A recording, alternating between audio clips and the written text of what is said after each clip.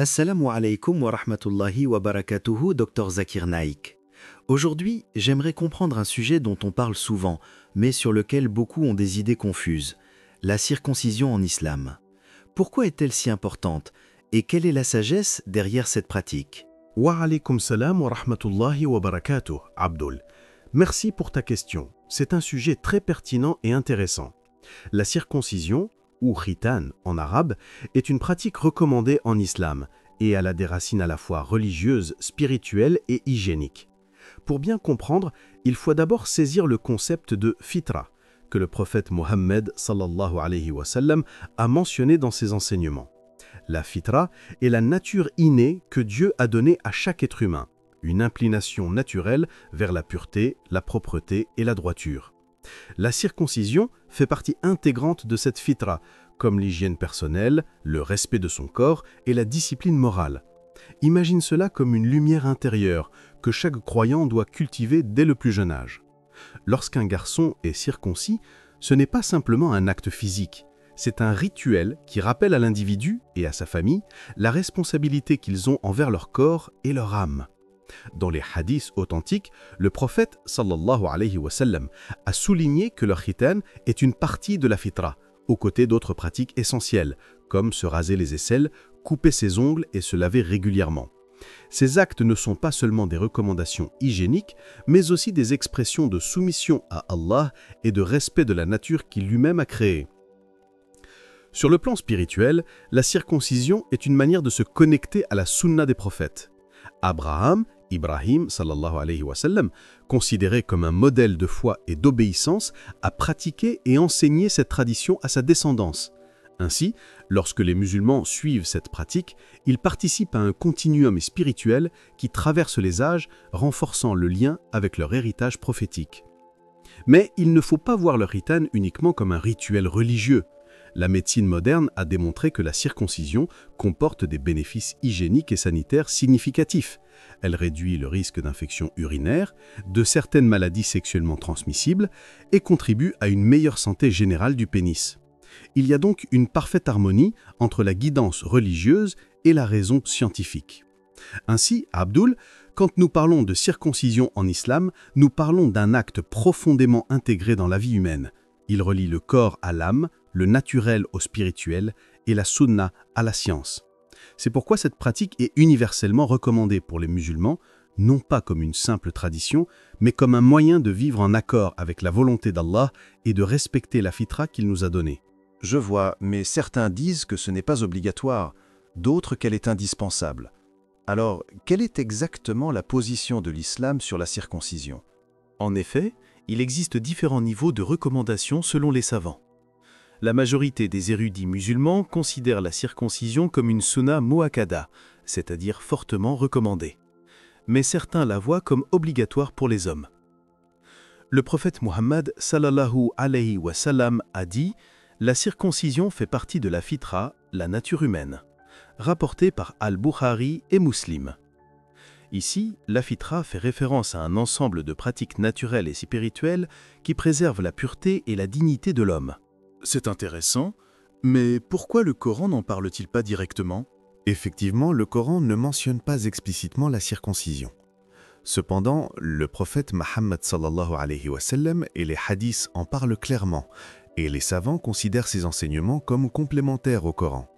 Par exemple, la Sunna précise que le prophète sallallahu alayhi wa sallam a encouragé tous les croyants à suivre la fitra, qui comprend la circoncision, l'épilation des poils pubiens, le rasage des aisselles, la coupe des ongles et autres pratiques d'hygiène personnelle. Donc, ce n'est pas juste une tradition culturelle, mais une pratique spirituelle et hygiénique?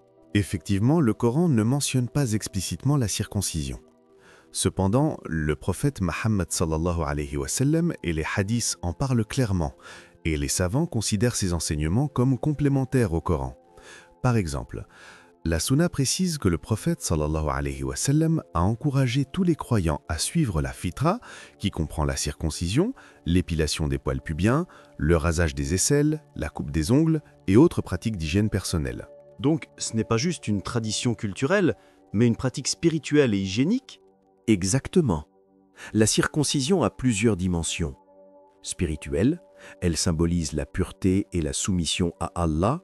Elle fait partie du maintien de la fitra, de la nature innée que Dieu a donnée à l'homme. Hygiénique, les recherches médicales modernes confirment que la circoncision réduit le risque d'infections urinaires, de maladies sexuellement transmissibles et de certaines maladies du pénis. Sociale et psychologique. Dans le contexte musulman, elle marque l'entrée dans la communauté de foi et rappelle à l'enfant et à la famille l'importance de la propreté et de la moralité. Mais certains critiquent cette pratique en disant que c'est douloureux ou non naturel. Comment répondre à cela?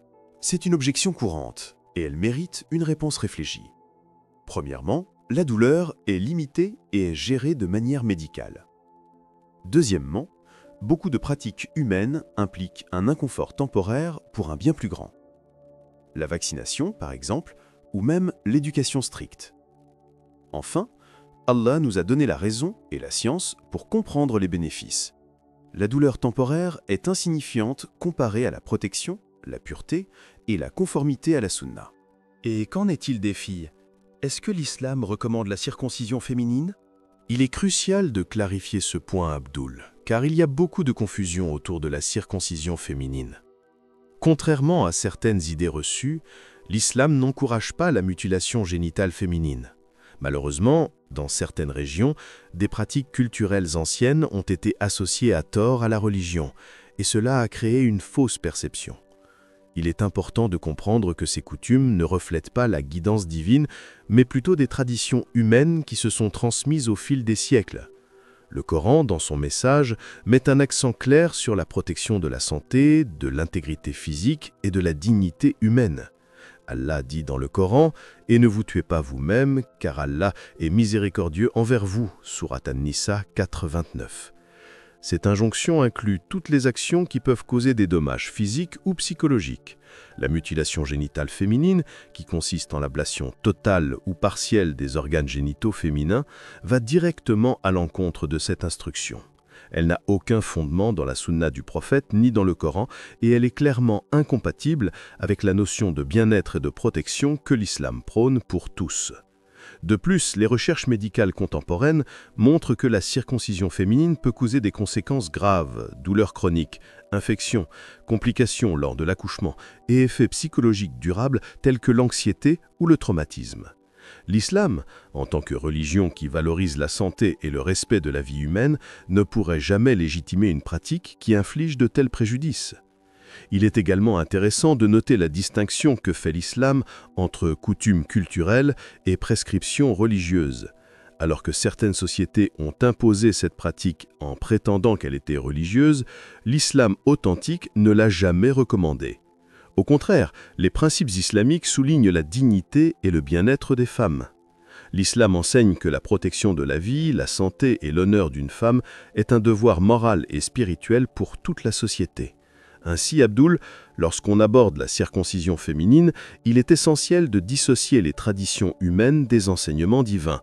La clarté sur ce sujet aide non seulement à corriger les malentendus, mais aussi à protéger les droits et la santé des femmes, conformément à la sagesse et à la miséricorde d'Allah.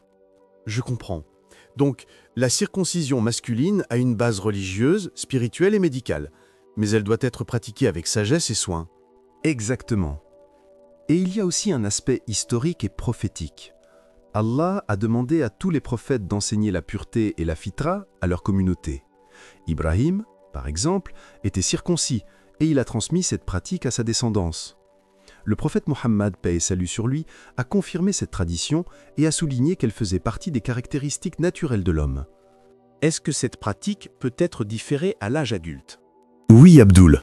La circoncision peut être effectuée à tout âge, et il n'y a pas de limite stricte dans l'islam. Cependant, il est fortement recommandé de la faire dès l'enfance, pour plusieurs raisons très importantes. Tout d'abord, la douleur physique ressentie par l'enfant est généralement moindre que celle d'un adulte. Le corps d'un jeune garçon a une capacité de récupération beaucoup plus rapide, ce qui permet une guérison plus rapide et moins de complications. La médecine moderne le confirme. Plus la circoncision est pratiquée tôt, plus le risque d'infection ou de problèmes post-opératoires est faible. Ensuite, effectuer la circoncision dès le jeune âge a une signification spirituelle profonde. La fitra, cette nature innée que Dieu a placée en chaque être humain, inclut la pureté et l'entretien du corps. Lorsque cette pratique est instaurée dès l'enfance, elle devient une habitude naturelle, une partie intégrante de la vie quotidienne de l'enfant et non un acte ponctuel ou imposé plus tard. L'enfant grandit en comprenant que la propreté, le respect de son corps et la soumission à Allah sont des valeurs fondamentales, intégrées dans son comportement quotidien. Cependant, il arrive que certaines personnes n'aient pas eu la possibilité d'être circoncises durant leur enfance. Dans ce cas, il est toujours recommandé de le faire plus tard. Même à l'âge adulte, la circoncision apporte les mêmes bénéfices spirituels, hygiéniques et médicaux. Cela permet de se conformer à la sunna du prophète et de préserver les principes de pureté et de santé que l'islam promeut. Il n'est jamais trop tard pour suivre la guidance divine et bénéficier de ses avantages. Il faut également comprendre que cette flexibilité dans l'âge reflète la sagesse et la miséricorde de l'islam. La religion n'impose pas un fardeau insurmontable, mais recommande un chemin qui peut être suivi selon les circonstances individuelles, tout en offrant la possibilité de rédemption et de conformité à la sunna à tout moment. C'est une manifestation de la clarté et de la compassion du message islamique, qui prend en compte les réalités humaines et sociales.